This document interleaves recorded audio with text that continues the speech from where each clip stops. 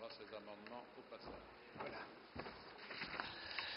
Monsieur le Président, Monsieur le Secrétaire d'État, chers collègues, les écologistes sont de farouches adversaires de l'usage illégitime de la violence aveugle dans le but d'atteindre un objectif politique, ce qui est aujourd'hui appelé terrorisme.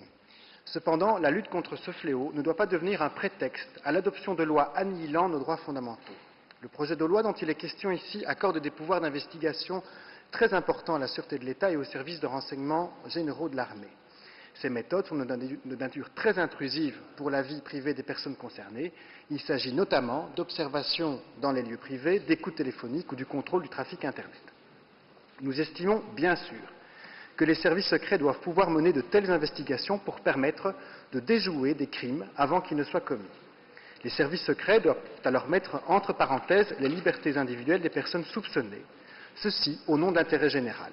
Mais si ces droits fondamentaux sont temporairement bafoués, il est alors primordial que ces investigations soient bien cadrées par la loi. Or, pour nous, ce n'est pas le cas actuellement.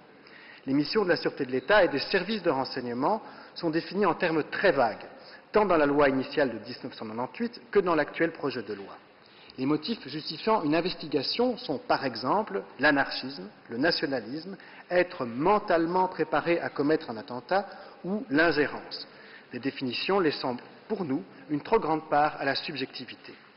La conséquence de ces définitions trop floues, trop larges pour nous, sont que la sûreté et les services de renseignement pourront effectuer une surveillance dans des situations extrêmement nombreuses et dès lors inquiéter des militants politiques ou associatifs à 1000 lieues de commettre des attentats. Certains verront désormais leur vie privée bafouée, leur réputation ternie, au nom du caractère présumé anormal ou asocial de leur engagement. Cette loi permet donc l'application de méthodes extrêmement intrusives à des situations qui ne relèvent pas du terrorisme ou qui ne représentent pas un risque pour la sûreté de l'État.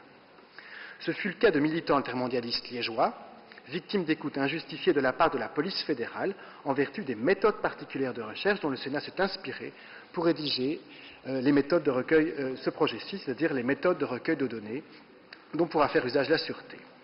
Le 3 décembre dernier, la Cour d'appel de Liège a donné raison à ces militants qui n'auraient pas dû faire l'objet d'une méthode d'investigation aussi intrusive. L'origine de cette gabegie de moyens publics et humains, tout comme ce gâchis démocratique, provient de la définition trop large des motifs qui peuvent justifier une enquête de la police fédérale ou maintenant de la sûreté. Avant d'augmenter les pouvoirs d'investigation de la sûreté, il était nécessaire de délimiter de manière précise les missions de la sûreté puisque ces nouveaux pouvoirs d'investigation seront utilisés pour mener à bien ces missions. C'était le sens de la quinzaine d'amendements que j'ai défendus en commission et l'objectif des quelques amendements que je redépose aujourd'hui en séance. Enfin, alors qu'affaire judiciaire après affaire judiciaire, les limites démocratiques des lois antiterroristes sont démontrées, ce Parlement n'a pas encore clôturé leur évaluation, pourtant lancée à la Chambre en ce début d'année. Je souhaite rappeler ici que c'est suite aux abus constatés par le comité R en matière de lutte contre le terrorisme, et je pense en particulier à l'alerte connue à Bruxelles au Noël 2007, que nos collègues de la Chambre avaient pris la décision de procéder à l'évaluation des législations adoptées dans le cadre de la lutte contre le terrorisme. Ce processus est aujourd'hui à l'arrêt. Il est malheureux de voir que notre pays se dote d'un arsenal antiterroriste complémentaire, supplémentaire, via des méthodes de recueil de données, sans qu'une évaluation correcte des lois préexistantes n'ait eu lieu. Je m'interroge aujourd'hui sur la finalité de telles lois. Je me vois au regret de devoir réutiliser la conclusion qui terminait déjà notre justification de vote lors de l'adoption de l'accord États-Unis-Europe sur le transfert des données passagers.